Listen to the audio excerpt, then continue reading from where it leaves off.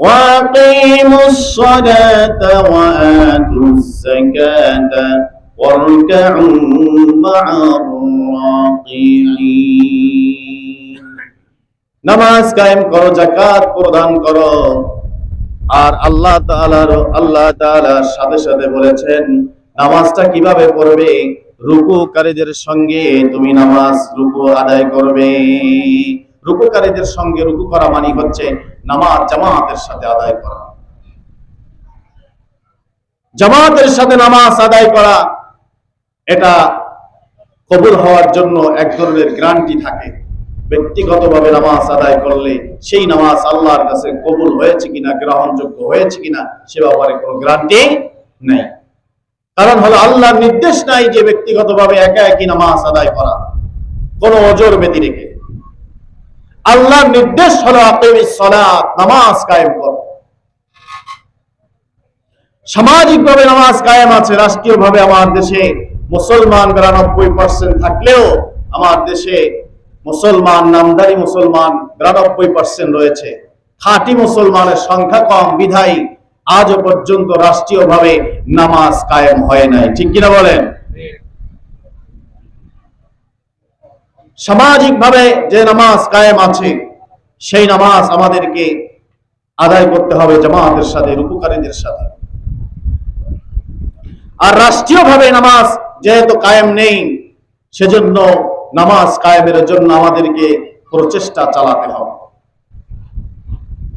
এই নামাজ যদি কোন মানুষ সঠিকভাবে জামাতের সাথে আদায় করে, আল্লাহ রাব্বুল আলামিনের হাবিব তিনি ঘোষণা করেছেন আল্লাহর পক্ষ থেকে তার জন্য 5টি পুরস্কার রয়েছে। কয়টি পুরস্কার? 5টি পুরস্কার। আল্লাহ রাব্বুল আলামিনের হাবিব বলেন, মান দাওয়ামা আলা সালাতিল জামাআহ আলা সালাতিল জামাআতি আ'তাহু আল্লাহু খামসা খিসালিন। কোন ব্যক্তি যদি জামাতের সাথে 5 ওয়াক্ত নামাজ আদায় করে, রাসূলুল্লাহ বলেছেন আল্লাহর পক্ষ থেকে তার জন্য আল্লাহ পাক 5টি পুরস্কারের ঘোষণা করে দিয়েছেন। সুবহানাল্লাহ। কয়টি পুরস্কার? 1 নম্বর পুরস্কার হলো আউয়ালুহা ইয়ারফাউ আনহু দিকাল মাঈশা। আল্লাহ নবী বলেন 1 নম্বর পুরস্কার যেটা ঘোষণা করা হয়েছে সেটা হলো দুনিয়াতে আল্লাহ রাব্বুল আলামিন ওই নামাজি উত্তম রিজিকের বন্দোবস্ত আল্লাহ পাক নিজেই করবেন। সুবহানাল্লাহ। দুনিয়া হচ্ছে একটা, দুনিয়ায় কয়টা? একটা, আর বাকি 4টা হচ্ছে পরকালে। দুনিয়ার সবচেয়ে প্রধান হলো উত্তম রিজিকের ব্যবস্থা। মানুষ তার পেট ভরার জন্য, মানুষ তার রুজি রোজগারের জন্য চুরি করে, ডাকাতি করে, জীবনের ঝুঁকি নিয়ে কাজ করে।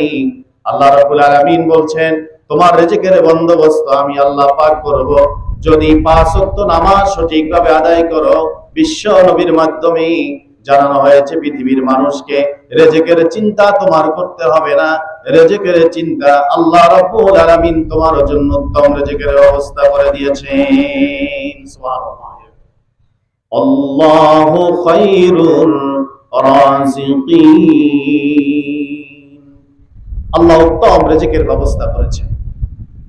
আমাদেরকে রিজিক কে দেন? আল্লাহ। চিৎকার দিয়ে বলেন কে দেন? আল্লাহ সুবহানাহু ওয়া তাআলা আমাদেরকে রিজিক দেন। কোনো সন্দেহ আছে নাকি দয়াল বাবা দেন? কোন খাজা বাবা দেন? ল্যাংটা বাবা দেন? কোন পীর সাহেব দেন? কোন মাজারে গিয়ে রিজিক খুঁজলে রিজিক পাওয়া যায়? কোন রাষ্ট্রপ্রধান রিজিক দেয়? কে দেন? জোরে বলেন কে দেন? আল্লাহ সুবহানাহু ওয়া তাআলা আমাদেরকে রিজিকের ব্যবস্থা করেছেন। এই রিজিক আল্লাহ পাক আমাদেরকে দিয়েছেন। একটা উদাহরণ আপনাদেরকে দিব। যেমন আমরা ভাত খাই, এই ভাতটা কোথা থেকে আসে আমরা জানি, ধান থেকে চাল চাল থেকে তারপরে ভাতে পরিণত হয়, ঠিক কিনা বলেন? কিন্তু আমরা বীজ বপন করলাম, জ্বালা বপন করলাম, সেইখান থেকে গাছ হলো, গাছ হওয়ার পরে সেখান থেকে শুকনা চিটা বের হলো, যার ভিতরে কিছুই থাকলো না। কিন্তু কিছুদিন পরে দেখলাম ওই ধানের ভিতরে দুধ তৈরি হয়ে গেছে, ঠিক কিনা? ওই দুধ আবার কিছুদিন পরে চালে পরিণত হয়ে গেছে। ওই চাল, নরম চালটা আবার কিছুদিন পরে শক্ত হয়ে গেছে। কে করেছেন? কে করেছে?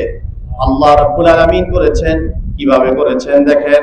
ওই ধানের ছড়াটা যখন বেরিয়ে আসে, আল্লাহ রাব্বুল আলামিনের কুদরতি সাহায্যে সূর্য যখন অস্তমিত হয়ে যায়, তখনই আল্লাহ রাব্বুল আলামিনের কুদরতি সাহায্যে ধানের শীষগুলো আসমানের দিকে এরকম দাঁড়া হয়ে যায়। আর মাঝখানে যে জোড়াটা রয়েছে, ধানের মাঝখানে জোড়া আছে না নাই? মাঝখানে জোড়াটা ফাঁক হয়ে যায়। ধানটা যখন দুই ভাগ হয়ে যায়, তখন আল্লাহ রাব্বুল আলামিন তার কুদরতি সাহায্যে ওই ধানের ভিতরে শিশির ঢুকাইয়া দেন। জোরে বলেন সুবহানাল্লাহ। ওই শিশিরকে আল্লাহ রাব্বুল আলামিন তার কুদরতি সাহায্যে দুধে পরিণত করে দেন। ওই দুধটাকে আল্লাহ রাব্বুল আলামিন কিছুদিন পরে চালে পরিণত করে দেন। জোরে বলেন সুবহানাল্লাহ। এই সমস্ত কার্যক্রমের ক্ষেত্রে আল্লাহর সাথে কেউ অংশীদার নাই, কোনো খাজা বাবা নাই, কোনো দয়াল বাবা নাই, ল্যাংটা বাবা নাই, কোনো পীর সাহেব নাই, ঠিক কিনা বলেন? কোন দেশের কোন শাসক এ ব্যাপারে তার কোনো সহযোগিতা নাই। এই রিজিকের বন্দোবস্ত কেবলমাত্র আল্লাহ রাব্বুল আলামিন তার কুদরতি সাহায্য করে থাকেন। এজন্য কোরআনুল কারীম আল্লাহ রাব্বুল আলামিন বলেছেন, আল্লাহু খায়রুর রাযিকিন। আল্লাহ পাক বলেন, উত্তম রিজিকের ব্যবস্থা আমি আল্লাহ নিজে করি। সুবহানাল্লাহ। উত্তম রিজিকের ব্যবস্থা কে করেন? আল্লাহ।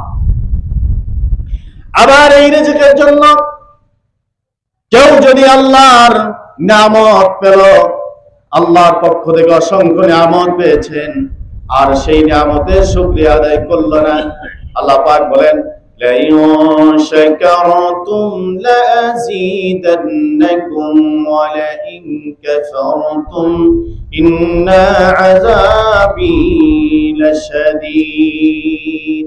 আল্লাহ পাক বলেন, যারা নিয়ামত পাইলো, শুকরিয়া আদায় করলো, আমি আল্লাহ রাব্বুল আলামিন তাকে আমি আল্লাহ পাক আরো বেশি নিয়ামত বাড়ায় দিব। আর যারা শুকরিয়া আদায় করলো না, আমি আল্লাহ নিয়ামত ছিনায়া নিয়ে যাব। শুধু ছিনায়া নিব না, বরঞ্চ আমার নিয়ামতের শুকরিয়া আদায় যারা করলো না, আমি আল্লাহ পাক তাদের জন্য কঠিন শাস্তির ব্যবস্থা করে রেখেছি। কার কথা? কার কথা? আল্লাহ সুবহানাহু ওয়া তাআলার কথা। আমার ভাইজান, আমরা আল্লাহ পাকের শুকরিয়া আদায় করি না। বিগত ফ্যাসিস্ট জালিম খুনি শাসক প্রভুকে খুশি না করে ভিনদেশী হিন্দুস্তানের প্রভুদেরকে খুশি করার জন্য মন্দিরে গিয়ে তারা বলেছিল যে দুর্গা দেবীর ঘাড়ে চড়ে এবার ফসল বেশি এসেছে। নাউযুবিল্লাহ। বলে নাই? বলে নাই? বলেছিল। আল্লাহ শুকরিয়া আদায় না করার কারণে আল্লাহ রাব্বুল আলামিন তাদের উপরে নারাজ হয়েছে। দেশটা দেউলিয়া অবস্থায় ফেলে রেখে দেশ থেকে পালিয়ে গিয়েছে, ঠিক কিনা বলেন? আমার ভাইজান, আল্লাহ পাক তার ওয়াদা, আল্লাহর ওয়াদা কত সত্য। আল্লাহ পাক বলেছেন, আযাবি লাশাদীদ। শুকরিয়া আদায় করবা না, আমি সিনাই নিব। আর শুধু সিনাই নিব না, আমি আল্লাহ রাব্বুল আলামিন কঠিন শাস্তি তোমার জন্য নির্ধারণ করে রেখেছি। লাঞ্ছনা, গঞ্জনা, অপমান আল্লাহর পক্ষ থেকে দুনিয়ার শাস্তি। আর সবচাইতে বড় নিয়ামত হলো, আল্লাহ রাব্বুল আলামিন বলেন, এই দুনিয়ার মানুষের উপরে আমি যে সবচাইতে বড় নিয়ামত দান করেছি, সেই নিয়ামতের নাম হলো কোরআনুল কারীম। কোরআনের চাইতে বড় নিয়ামত দুনিয়ার উপরে আর কিছুই আল্লাহ দান করেন নাই। আল্লাহ পাক ষষ্ঠ নিয়ামত দান করেছেন কোরআন। কোরআনকে আল্লাহ রাব্বুল আলামিন অত্যন্ত দয়া করে ভালোবেসে মহাব্বত করে এই মানুষের কল্যাণের জন্য, এই মানুষের পথ প্রদর্শক হিসাবে, এই মানুষের গাইডলাইন হিসাবে, পৃথিবীর মানুষের সংবিধান হিসাবে কোরআন আল্লাহ পাক দয়া করে নাজিল করে দিলেন। কোরআনুল কারীম আল্লাহ রাব্বুল আলামিন বলেন, আর রহমানু আল্লামাল কুরআন। আল্লাহ পাক নিজের পরিচয় দিয়ে বললেন, আমি অত্যন্ত দয়া করে এই পৃথিবীর মানুষের জন্য আমি আল্লাহ কোরআন নাজিল করেছি। সুবহানাল্লাহ। আমরা দেখেছি এই কোরআনের কথা যেখানেই হতো ওই জালিম ফ্যাসিস্টের দালালেরা সেখানেই বাধা দিত, ঠিক কিনা বলেন? তারা কোরআনকে স্তব্ধ করে দেওয়ার জন্য সমস্ত ষড়যন্ত্র তারা করেছে, সমস্ত কৌশল তারা করেছে, সমস্ত অস্ত্র, সবকিছু, মেধা, বুদ্ধি, পরিকল্পনা, তাদের বাহিনী সবকিছু কোরআনের বিরুদ্ধে তারা ব্যবহার করেছে, ঠিক কিনা বলেন? কোরআনের মতো নিয়ামতকে সম্মান করে নাই, কোরআনের আইনকে বাস্তবায়ন করার কথা যারাই বলেছে তাদের উপরেই তারা নির্যাতন নিপীড়ন চালিয়েছে, ঠিক কিনা বলেন? এই নিয়ামতকে যারা মূল্যায়ন করে নাই, আল্লাহ রাব্বুল আলামিন তাদেরকে দুনিয়ায় স্থায়ী ক্ষমতা তাদেরকে আল্লাহ পাক দিবেন না, আর তাদেরকে আল্লাহ পাক সম্মান দিবেন না। কোরআনকে যারা সম্মান করবে আল্লাহ পাক তাদের সম্মানকে বাড়িয়ে দিবেন, সুবহানাল্লাহ। আর কোরআনকে যারা অসম্মানই করেছে, আমরা দেখেছি যুগে যুগে তারাই অসম্মানের বোঝা বহন করে জমিন থেকে বিদায় হয়েছে, ঠিক কিনা বলেন? আমার ভাইজান, এরপরে আল্লাহ রাব্বুল আলামিনের হাবিব বিশ্ব নবী মুহাম্মদ রাসূলুল্লাহ সাল্লাল্লাহু আলাইহি ওয়াসাল্লাম ইরশাদ করেছেন, দুনিয়ায় আল্লাহ পাক একটি পুরস্কার দান করবেন, সেটা হলো রিজিকের, উত্তম রিজিকের বন্দোবস্ত করবেন। আর 2 নম্বর যেটা আল্লাহ পাক পুরস্কার দিবেন নামাজীদের জন্য, পুরস্কার ঘোষণা করেছেন আল্লাহ পাকের হাবিব বলেছেন, ওয়ায়ারফাউ আনহু আযাবাল কবর। মৃত্যু হয়ে গেল, কবরের ভিতরে কেমন থাকবে, কি অবস্থায় থাকবে কেউ জানে না।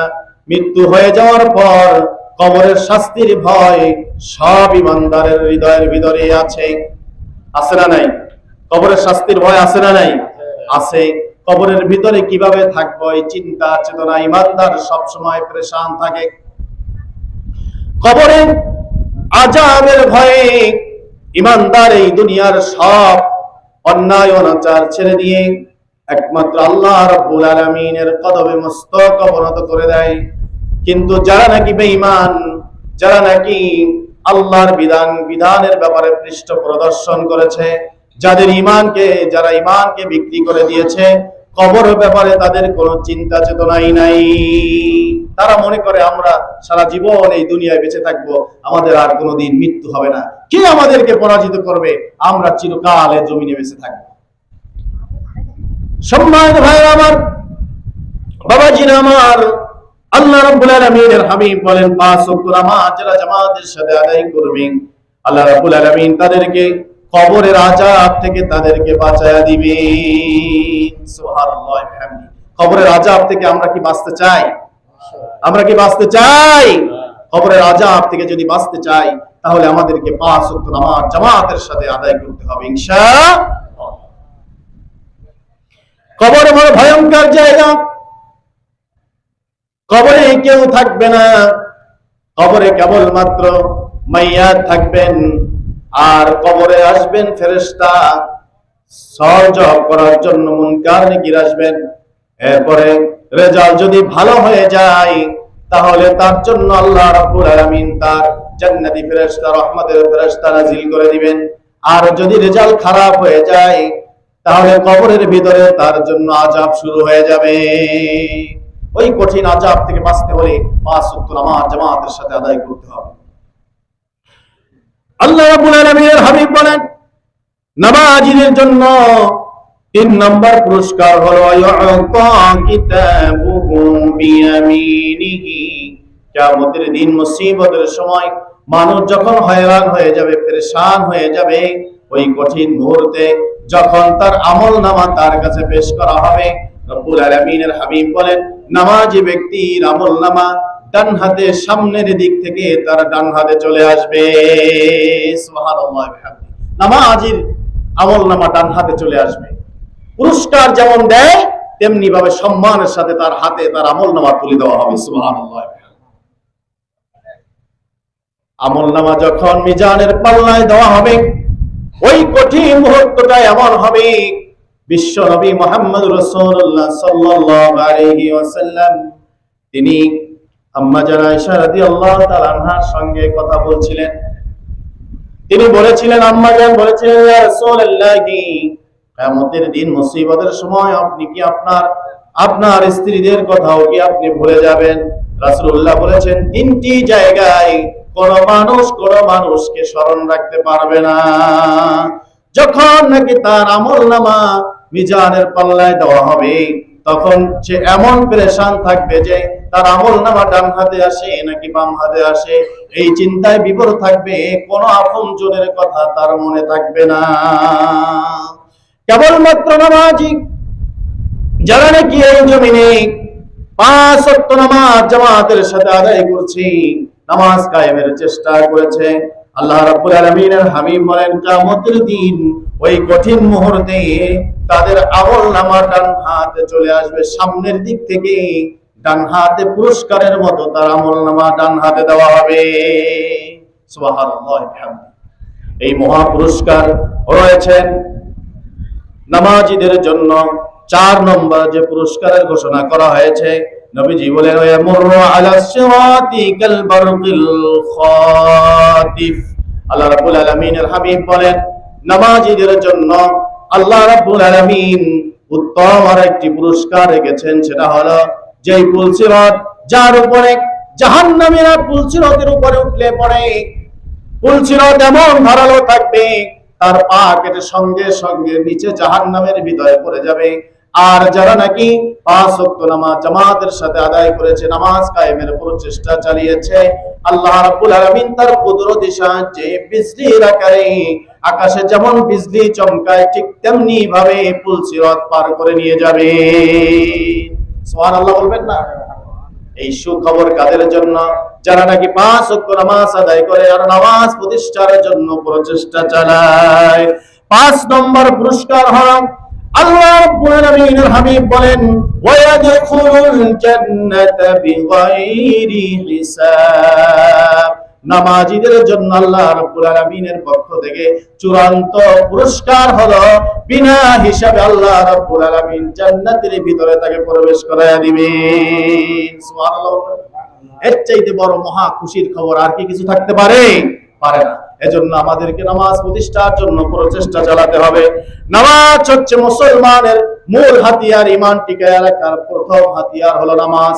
যার নামাজ নাই তার ঈমানই নাই। যার নামাজ নাই তার কি নাই?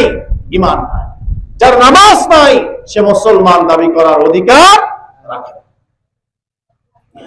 পক্ষান্তরে আল্লাহ রাব্বুল আলামিনের হাবিব বলেন, যারা নাকি ইচ্ছাকৃতভাবে নামাজকে ছেড়ে দেয়, আল্লাহ রাব্বুল আলামিনের হাবিব বলেন, তাদের জন্য দুনিয়ায় 3টা শাস্তি রয়েছে, কবরে 3টা শাস্তি রয়েছে, কিয়ামতের দিন মুসিবতের সময় 3টা শাস্তি রয়েছে। মোট 9টি শাস্তি তাদের জন্য নির্ধারণ করা রয়েছে। আল্লাহ রাব্বুল আলামিনের হাবিব বলেন, ক্বালা নবী সাল্লাল্লাহু আলাইহি ওয়াসাল্লাম, ومن تهاونوا بالصلاة الخمس مع الجماعة عاقبه الله تعالى ب9 خصال، 3 في الدنيا و3 في القبر و3 يوم القيامة। বিশ্বনবী মুহাম্মদ রাসূলুল্লাহ সাল্লাল্লাহু আলাইহি ওয়াসাল্লাম বলেন, যারা নাকি 5 ওয়াক্ত নামাজ জামাতের সাথে আদায় করবে না, আল্লাহ রাব্বুল আলামিন দুনিয়ায় তাদের জন্য 3টি শাস্তির ব্যবস্থা করে রেখেছেন। দুনিয়ায় কয়টি শাস্তি? জোরে বলেন কয়টি? আজকে শুনে যাব এই শাস্তি আমরা গ্রহণ করতে পারবো কিনা। 1 নম্বর, ইয়ারফাউল বারাকাতা মিন কাসবিহি ওয়া রিজকিহি। 1 নম্বর শাস্তি হলো, ওই ব্যক্তির রিজিক থেকে সব বরকত আল্লাহ উঠায় নিয়ে যাবেন। রিজিকে বরকত নাই, লক্ষ লক্ষ টাকা ইনকাম করবে, কোথায় চলে যায় নিজেও জানে না। আছে না এরকম? আছে না? কোনো বরকত নাই, ফ্যামিলিতে শান্তি নাই, ঘুমাতে পারে না শান্তিতে, ফ্যামিলিতে গিয়ে ঘরের ভিতরে গিয়েও শান্তি পায় না, চাকরিতে গিয়েও শান্তি পায় না, ব্যবসায় গিয়েও শান্তি পায় না, সমাজে মানুষের সাথে কথাবার্তা বলেও শান্তি পায় না, কোথাও তার শান্তি নাই, খাবার খেয়ে শান্তি নাই, মজা নাই, স্বাদ নাই, যা রোজগার করে সব খরচ হয়ে আরো ঋণ হয়ে যায়। আছে না এরকম লোক? আছে, কোনো বরকত নাই। আমাদের কাছে এসে বলে, হুজুর এত টাকা ইনকাম করি, কোনো বরকত নাই, কোথায় চলে যায়, আরো উল্টা ঋণ হয়ে যায়। হুজুর আমাদের জন্য একটু দোয়া করে দেন। আসলে কি দোয়ায় কাজ হয়? সব জিনিস। 5 ওয়াক্ত নামাজ জামাতের সাথে যে এই ব্যক্তি আদায় করবে না, রাসূলুল্লাহ বলেছেন তার জন্য প্রথম শাস্তি হলো দুনিয়ায় তার রিজিক থেকে আল্লাহ বরকতকে উঠায় নিয়ে যাবে। আমার ভাইজান, খুবই সংক্ষেপ। 2 নম্বর হলো ওয়ায়াজিউ সিমাল খায়রি মিন ওয়াজহিহি। যেই ব্যক্তি 5 ওয়াক্ত নামাজ জামাতের সাথে আদায় করবে না, ওই ব্যক্তি মুসলমান হিসাবে তার চেহারার ভিতরে কোনো নূর থাকবে না। অনেক মুসলমান আছে সুন্দর দেখায়, সুন্দর সুন্দর চেহারা, তার সুন্দর দেহ, সুন্দর বডি, কিন্তু চেহারার ভিতরে কোনো সৌন্দর্য নাই, নূর নাই। অনেক মানুষ আছে 5 ওয়াক্ত নামাজ আদায় করে, লোকটা কালো, যার চেহারার ভিতরে সুন্দর নূর চমকায়, ওইটা কোনো বেনামাজি বোঝে না। যার চেহারার ভিতরে সৌন্দর্য আছে, সেই যদি নামাজি হয়, আর একজন মুমিন নামাজি, সেই বুঝতে পারে, আর কেউ বুঝতে পারে না। কথা বুঝছেন? মুমিনের খবর মুমিনে বুঝতে পারে, মুমিনের চেহারার দিকে তাকালে মুমিন বুঝতে পারে, নামাজির চেহারার দিকে তাকালে নামাজি বুঝতে পারে লোকটা মনে হয় নামাজি, লোকটা মনে হয় পরহেজগার।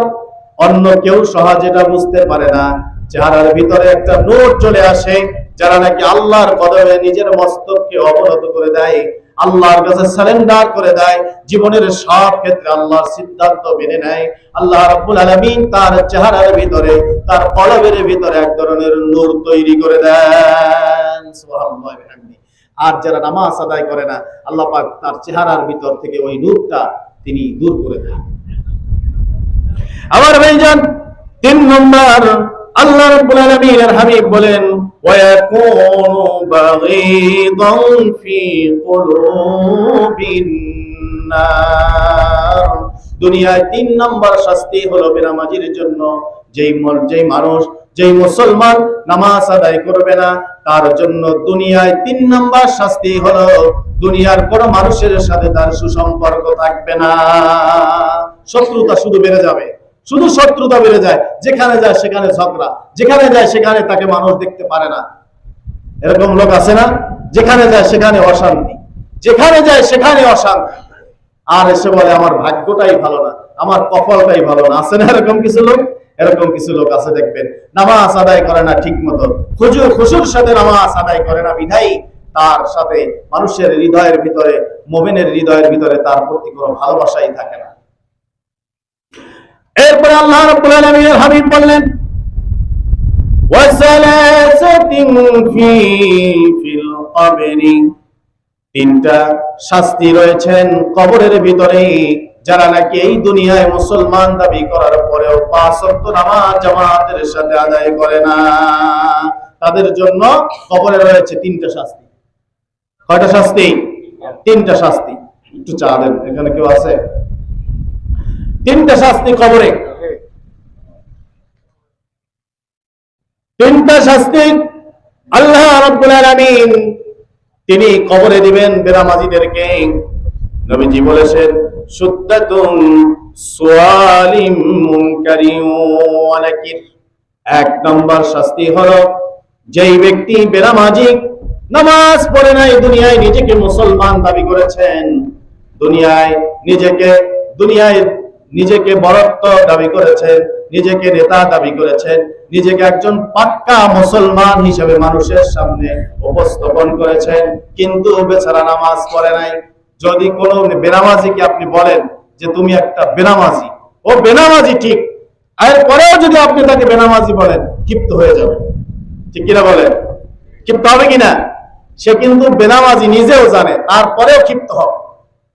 তার মানে সে বেনামাজি, তারপরেও নিজেকে একজন পাক্কা মুসলমান হিসাবে দাবি করে। বেনামাজি, তারপরেও আল্লাহ জান্নাতে যাওয়ার আশা আকাঙ্ক্ষা মনের ভিতরে রাখে। কিন্তু আসলে ওই আশা দিয়ে কোনো কাজ হবে কি? কোনো কাজ হবে না। আমার ভাইজান, নবীজি বলেছেন সুদ্দাতুন সুওয়ালিন মুনকারিন ওয়া নাকির, কবরের এক নাম্বার শাস্তি হলো মুনকার নাকিরের সওয়ালের জবাব তার জবান থেকে বের হবে না। মুনকার নাকির আসবেন কবরে, এসে তাকে জিজ্ঞাসা করবে তোমার রব কে?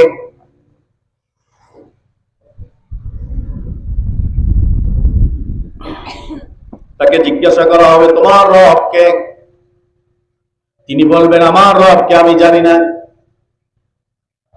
তাকে জিজ্ঞাসা করা হবে তোমার দিন কি? তিনি বলবেন আমার দিন কি আমি জানি না। তাকে জিজ্ঞাসা করা হবে তোমার নবী কে?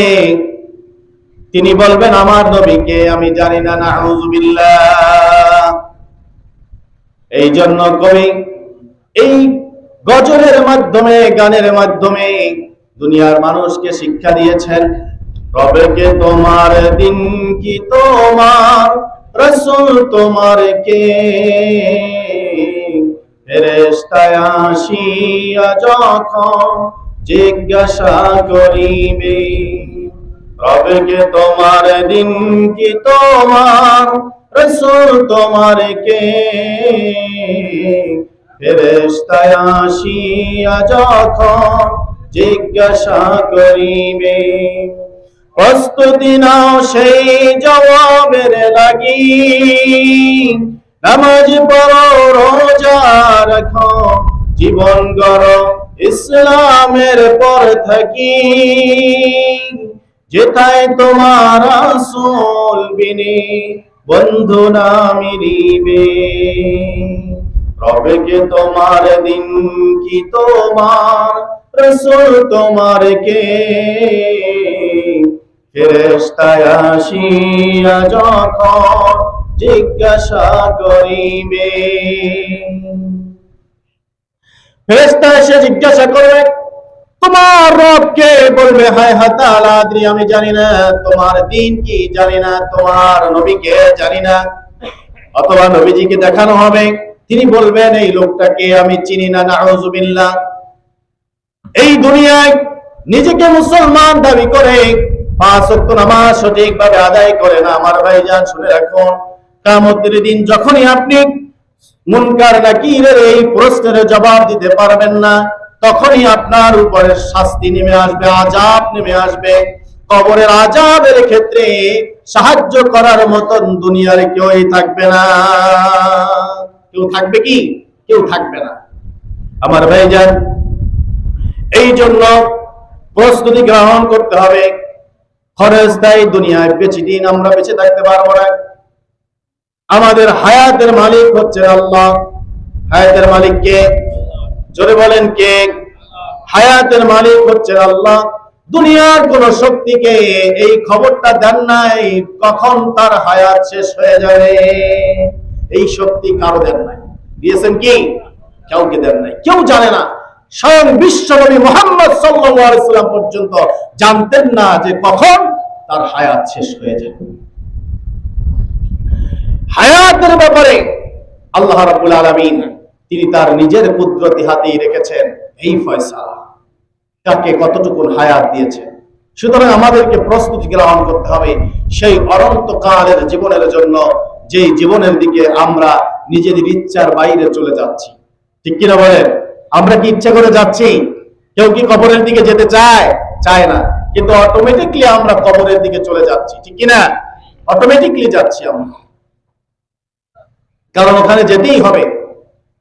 এটা কোরআনুল কারীমে আল্লাহ রাব্বুল আলামিন ঘোষণা করে দিয়েছে, ওখানে যেতে হবে। আবার কিয়ামতের দিন আল্লাহর সামনে সুম্মা ইলাইনা তুরজাউন, আল্লাহর সামনে আবার উপস্থিত হতে হবে। এজন্য আল্লাহ রাব্বুল আলামিনের হাবিব বলেছেন, কবরে যদি সলজব যদি দিতে হয় তাহলে 5 ওয়াক্ত নামাজ জামাতের সাথে আদায় করবে। 5 ওয়াক্ত নামাজ যারা আদায় করতে পারবে না, তারা রবের পরিচয় বর্ণনা করতে পারবে না, তার দিন সম্পর্কে, জীবন বিধান সম্পর্কে আল্লাহর সামনে বাস্তবায়ন করতে পারবে না। কারণ এই দুনিয়ায় জীবন যাপন করেছে রাসূলকে নেতা না মেনে। দুনিয়ার যত হাবা যাবা মানুষ আছে যারা চুরি করে, মানুষ খুন করে, দেশের সম্পদ লুণ্ঠন করে, ভিন দেশে গিয়া বাড়ি তৈরি করে, আছে না এরকম? আছে কিনা বলেন? আছে। বিগত 54টি বছর স্বাধীনতার পর যারাই এই দেশে শাসন কায়েম করেছে, সবাই, অধিকাংশ রাষ্ট্রপ্রধানেরা, তাদের নজর ছিল দেশের সম্পদ লুণ্ঠন করে ভিন দেশে গিয়ে তারপরে তাদের বাড়ি গাড়ি করা। ঠিক কিনা বলেন? তারা সেটাই করেছে। দেশের জন্য, দেশের জাতির জন্য তারা তেমন কিছুই উপহার দিতে পারেনি। যাই করেছে সব মানুষকে দেখানোর জন্য করেছে, আর সুযোগ পেলেই এদেশের সম্পদকে তারা লুণ্ঠন করেছে, চুরি করেছে, স্বার্থ হাসিলের জন্য মানুষ হত্যা করেছে। এটা ছিল তাদের নেশা এবং পেশা। আর সেই নেতাদের পিছনে মুসলমান ঘুর করে ঘুরে আর বলে আমার নেতার চরিত্র ফুলের মতো চরিত্র। রাত হলে তার মানুষের উপরে তার জুলুম নির্যাতনের পরিকল্পনার ছক আসতো, আর দিন হলে তারা সেটাকে বাস্তবায়ন করত। ঠিক কিনা? সেই নেতারা হচ্ছে মুসলমানদের নেতা। আর সেই মুসলমান ইন্তেকালের পরে কি করে আল্লাহ পাককে বলবে আমার দিন ইসলাম, আমার জীবন ব্যবস্থা ছিল ইসলাম? অসম্ভব। ইসলামকে বাদ দিয়ে মানুষের তৈরি করা আইন কানুন তারা বাস্তবায়ন করার লক্ষ্যে কাজ করেছে, স্লোগান দিয়েছে, সংগ্রাম করেছে, ভোট দিয়েছে, সমর্থন করেছে, অর্থ ব্যয় করেছে, সময় ব্যয় করেছে। সে কি করে বলবে আল্লাহর সামনে আল্লাহ আমার দিন ছিল ইসলাম? ইসলাম তো তার দিন ছিল না। তার জীবন ব্যবস্থা ছিল ধর্ম নিরপেক্ষতাবাদী, তার জীবন ব্যবস্থা ছিল জাতীয়তাবাদী, তার জীবন ব্যবস্থা ছিল মানুষের তৈরি করা মতবাদ। সুতরাং আমাদেরকে যদি বাঁচতে হয়, সলজবের উত্তর যদি আমাদেরকে দিতে হয়, জাহান্নামের কঠিন আযাব থেকে যদি বাঁচতে হয়, তাহলে আমাদেরকে আল্লাহর দেওয়া বিধান বাস্তবায়নের লক্ষ্যে আমাদেরকে জীবন পরিচালনা করতে হবে ইনশাআল্লাহ। সম্মানিত ভাইরা আমার, বাবাজিরা আমার, এরপরে কবরের দ্বিতীয় নম্বর শাস্তি হলো আল্লাহ রাব্বুল আলামিনের হাবিব বলেন আযুলমাতিল কবর। দ্বিতীয় নম্বর শাস্তি হলো ওই বেনামাজির জন্য কবরটা বড় অন্ধকার হয়ে যাবে। কবরে নূর থাকবে না, কোনো আলো থাকবে না, কবরটা বড় অন্ধকার হয়ে যাবে। কারণ হলো এই দুনিয়ায় যখনই তিনি আজান শুনতেন, মুয়াজ্জিনের আজান শুনতেন, আহ্বান শুনতেন আল্লাহর পক্ষ থেকে, মুয়াজ্জিন যখনই তাকে আজান দিয়ে ডাকতেন নামাজের জন্য, কল্যাণের জন্য, তখনই পৃষ্ঠ প্রদর্শন করে ভিন্ন দিকে চলে যেত, মসজিদের দিকে যেত না। এই জন্য তার কবরটা বড় অন্ধকার করে দিবেন আল্লাহ রাব্বুল আলামিন। দুনিয়ায় তো মানুষ মারা গেলে আত্মীয় স্বজন আপনজনেরা কবরের উপরে বাতি জ্বালায়া রাখে। ঠিক কিনা বলেন? রাখে না? আপনাদের এই দেশে আছে, এগুলো আমাদের দেশে নেই। বাতি জ্বালায়া রাখে কবরের উপরে, 2 দিন 3 দিন ধরে বাতি জ্বলতে থাকে। ওই বাতির আলো দিয়ে কবরের ভিতরে কিছুই হবে না। যতই দুনিয়ায় লাইটিং করো আর বাতি জ্বালায়া রাখো দিনে এবং রাতে, আল্লাহ রাব্বুল আলামিনের হাবিব বলছেন লোকটা যদি নামাজি না হয়, বেনামাজি হয়ে যদি কবরে চলে যায়, কবরটা বড় অন্ধকার হয়ে যাবে, দুনিয়ার আলোতে কোনো কাজ হবে না। আর যদি নামাজি অবস্থায় কোন মুসলমান দুনিয়ার থেকে বিদায় হতে পারে, সত্যিকার অর্থে নামাজি মুসল্লি, আপনি দুনিয়ার এই জমিনে তার কবরের উপরে বাতি জ্বালান আর না জ্বালান, আল্লাহ রাব্বুল আলামিন নামাজের কারণে তার কবরটাকে নূরে নূরান্বিত করে দিবে, আলোকিত করে দিবে। সুবহানাল্লাহ। আমার ভাইজান, এরপরে আল্লাহ রাব্বুল আলামিনের হাবিব বলেন অকবরে ওয়াদিকুহা। 3 নম্বর কবরের শাস্তি হলো আল্লাহ রাব্বুল আলামিন তার কবরটাকে সংকীর্ণ করে দিবেন। কবরের মাটি এই দিক থেকে চাপ মারবে, ওই দিকে 70 হাত মাটির ভিতরে ঢুকে যাবেন, আবার ওই দিকে চাপ দিবেন, 70 হাত মাটির ভিতরে ঢুকে যাবে। এভাবে করে তার উপরে শাস্তির পর শাস্তি চলতে থাকবে। কবরটা বড় সংকীর্ণ হয়ে যাবে, অর্থাৎ দুই দিক থেকে বেনামাজিকে মাটি চাপ দিবে, এমন চাপ দিবে তার রুহুটা কিন্তু বের হবে না। কবরে যাওয়ার পর রুহু দেওয়ার পর রুহুটা বের হবে না, শাস্তির পর শাস্তি চলতে থাকবে। মৃত্যু মানুষের একবারই হয়ে থাকে। মৃত্যু কয়বার? একবার। পরকালে আর কোন মৃত্যু তার জন্য হবে না। এক একটা চাপ মাটির 70 হাত গভীরে চলে যাবে, আবার সেখান থেকে তাকে তোলা হবে। এই শাস্তি কি আমরা বহন করতে পারবো কি? যদি না পারি তাহলে আমাদেরকে অবশ্যই 5 ওয়াক্ত নামাজ জামাতের সাথে আদায় করতে হবে। এই নামাজের মাধ্যমে আমরা আমাদের রবকে বুঝাই দিব, আল্লাহ আমরা তোমারই গোলাম, এই মস্তককে তোমার সামনে অবনত করে দিয়েছি, স্যালেন্ডার করেছি জীবনের সব ক্ষেত্রে তোমার কাছে, অন্য কোন শক্তির কাছে আমরা স্যালেন্ডার করিনি। এরপরে আল্লাহ রাব্বুল আলামিনের হাবিব বিশ্ব নবী বলেন, 3 নম্বর হলো ওয়াসালাসাতি ইয়াউমাল কিয়ামা, কিয়ামতের দিন বেনামাজির জন্য 3টা শাস্তি রয়েছে। কয়টা শাস্তি? কিয়ামতের দিন 3টা শাস্তি। দুনিয়ায় 3টা শাস্তি বললাম, বেনামাজির জন্য কবরে 3টা শাস্তি বললাম। এরপরে কবরের ভিতরে 3টা শাস্তি হয়ে যাওয়ার পর কিয়ামতের দিন যখন আল্লাহ রাব্বুল আলামিন কিয়ামত সংঘটিত করবেন, তখন বেনামাজির জন্য আবারও 3টা শাস্তি শুরু হয়ে যাবে। 1 নম্বর শিদ্দাতুল হিসাব। আল্লাহ রাব্বুল আলামিনের হাবিব বললেন, তার জন্য আল্লাহর পক্ষ থেকে তার জীবনের আমলনামার হিসাবটা বড় কঠিন হয়ে যাবে।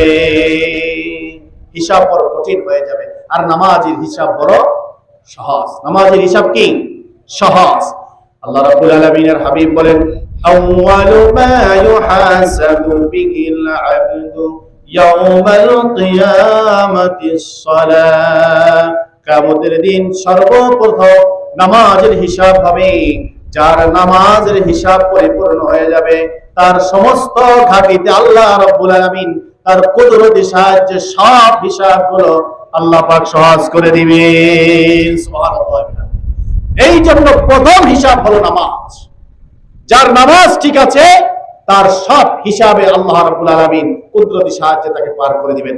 এই জন্য আমাদেরকে নামাজের পাবন্দী করতে হবে, নামাজের ব্যাপারে যত্নশীল হতে হবে। নামাজ যদি আমরা ছেড়ে দেই, কিয়ামতের দিন হিসাবটা বড় কঠিন হয়ে যাবে। একটা নিয়ামতের হিসাব আল্লাহর সামনে আমরা উপস্থাপন করতে পারবো। আল্লাহ যদি জিজ্ঞাসা করেন, আব্দুল্লাহ রহমান এই কাজটা কেন করছো, হিসাব দাও। হিসাব দেওয়ার মতন শক্তি, ক্ষমতা, সাহস আল্লাহর সামনে পৃথিবীর কোন মানুষের থাকবে না। আল্লাহ সেদিন রাজাধিরাজ কাহ্হার শব্দ ব্যবহার করবে, গোটা হাসর ভয়ে প্রকম্পিত হতে থাকবে।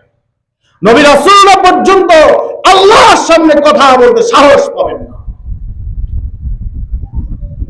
সেদিন কি হিসাব দিব আল্লাহর সামনে, কি জবাব দিব আল্লাহর সামনে? এজন্য আল্লাহ রাব্বুল আলামিন কোরআনুল কারীমের ভিতরে বলেছেন, ওয়ালিমান খাফা মাকামা রাব্বিহি জান্নাতান। যারা আল্লাহর সামনে দাঁড় হওয়ার ব্যাপারে, আল্লাহর সামনে উপস্থাপন হওয়ার ব্যাপারে ভয় করে এই দুনিয়ায় জীবন যাপন করবে, আল্লাহ রাব্বুল আলামিন তাকে জান্নাতের কিয়ামতের দিন জান্নাতের 2টি উদ্যান আল্লাহ তাকে দান করে দিবে। সুবহানাল্লাহ। জান্নাতের 2টি বাগান আল্লাহ পাক তাকে দান করে দিবে। এই দুনিয়ায় আল্লাহকে ভয় করে জীবন যাপন করলে আল্লাহ পুরস্কার দান করবেন। পক্ষান্তরে যারা আল্লাহকে ভয় করে এই দুনিয়ায় জীবন যাপন করবেন না, আল্লাহ রাব্বুল আলামিন কিয়ামতের দিন তার হিসাবটা বড় কঠিন করে দিবেন। 2 নম্বর হলো আল্লাহ রাব্বুল আলামিনের হাবিব বলেন, ওয়াশিদ্দাতুল আরকি। আল্লাহ পাক বলেন, কিয়ামতের দিন তার জন্য আরেকটা শাস্তি হলো, বেনামাজির জন্য আরেকটা শাস্তি হলো, বেনামাজি কিয়ামতের দিন তার নিজের ঘামের ভিতরে হাবুডুবু খেতে থাকবে। কিভাবে হাবুডুবু খায় দেখছেন আপনারা? কিভাবে বলেন তো? বলতে পারবেন না, তবে কক্সবাজারের দিকে একটু খেয়াল করেন, কুয়াকাটার দিকে একটু খেয়াল করেন, পতেঙ্গা সমুদ্র সৈকতের দিকে একটু খেয়াল করেন। যখন তুফানগুলো আসে, কোন মানুষ যদি তখন সমুদ্রের মধ্যে থাকে, ইচ্ছায় হোক অনিচ্ছায় হোক, সে তুফানের সাথে লড়ে যায়, নিজের শক্তিতে আর কাজ হয় না। ঠিক কিনা বলেন? তুফানের সাথে লড়ে যায়, তুফানের সাথে ভেসে যায়, নিজের শক্তিতে আর কাজ হয় না। আর যদি সাঁতার না জানে, কিভাবে হাবুডুবু খায়? হাবুডুবু খেতে খেতে এক সময় পানি খেয়ে মরে যায়। কিয়ামতের দিন নিজের ঘামের ভিতরে বেনামাজি হাবুডুবু খাবে, কিন্তু তার মৃত্যু আর হবে না। সেই ঘাম থুতি পর্যন্ত হতে পারে, নাক পর্যন্ত হতে পারে, এমনকি মাথা পর্যন্ত হতে পারে। এখানে বলা হয়েছে ঘামের ভিতরে হাবুডুবু খেতে থাকে। এই শাস্তির ব্যাপারে কি আমরা প্রস্তুত আছি? এই শাস্তিকে আমরা বহন করতে পারবো? নিশ্চয়ই পারবো না। তাহলে আমরা কোন সাহসে নামাজ ছেড়ে দিচ্ছি? কে আমাদেরকে সাহস দিল নামাজের মতন গুরুত্বপূর্ণ ইবাদত ছেড়ে দিয়ে আরামে ঘুম যায়? নামাজ ছেড়ে দিয়ে আরামে ঘুম যাচ্ছি, নামাজ ছেড়ে দিয়ে আমরা উল্টো পথের দিকে চলছি, আর আমরা নিজেদেরকে একজন পাক্কা ইমানদার হিসেবে দাবি করলাম, মুসলমান হিসেবে দাবি করলাম। মৃত্যুর পরে দুনিয়ার সব হুজুরদেরকে এনেও যদি কবরে দেওয়া হয়, তারপরেও কাজ হবে না। নামাজ হচ্ছে বেহেশতের চাবি। নামাজ না পড়লে বেহেশতের দরজা খুলবে না, এটা মাথায় রাখতে হবে। সম্মানিত ভাইরা আমার, যেহেতু দুনিয়া ক্ষণস্থায়ী, সেহেতু এই দুনিয়ার লোভ লালসায় করে লাভ নাই। দুনিয়ার লোভ লালসা ছেড়ে দিয়ে আল্লাহর জন্য, আল্লাহর দ্বীনের জন্য কাজ করতে হবে। আল্লাহর দ্বীনের জন্য যদি আমরা আমাদের জীবনকে উৎসর্গ করতে পারি, তাহলে আল্লাহ রাব্বুল আলামিন তিনি আমাদেরকে কিয়ামতের দিন সাহায্য করবেন। আর আল্লাহর দ্বীনের জন্য যদি আমরা আমাদের জীবনকে উৎসর্গ করতে না পারি, তাহলে আল্লাহ রাব্বুল আলামিন তিনি সেদিন কোন সাহায্যকারীর সাহায্যই গ্রহণ করবেন না। এরপর আল্লাহ রাব্বুল আলামিনের হাবিব বলছেন, 3 নম্বর কিয়ামতের দিন 3 নম্বর শাস্তি হলো অশিদ্দাতুল ওকুফি। কিয়ামতের দিন আল্লাহ রাব্বুল আলামিন তার জন্য এত বড় কঠিন অবস্থা করে দিবেন, পুলসিরাতের কাছে গিয়ে দাঁড়িয়ে থাকবেন, না পারবে পুলসিরাতে উঠতে, না পারবে পালায়া যেতে। বেনামাজির কত কঠিন শাস্তি! অসহায় হয়ে যাবে বেনামাজি। বেনামাজির মতো অসহায় কিয়ামতের দিন আর কেউ হবে না। পুলসিরাত পার হতে পারবে না।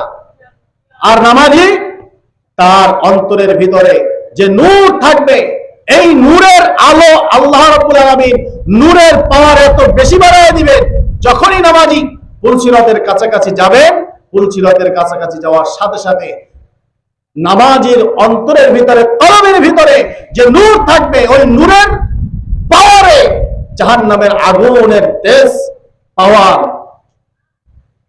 পালিয়ে যাবে, নিম্নগামী হয়ে যাবে, দুর্বল হয়ে যাবে।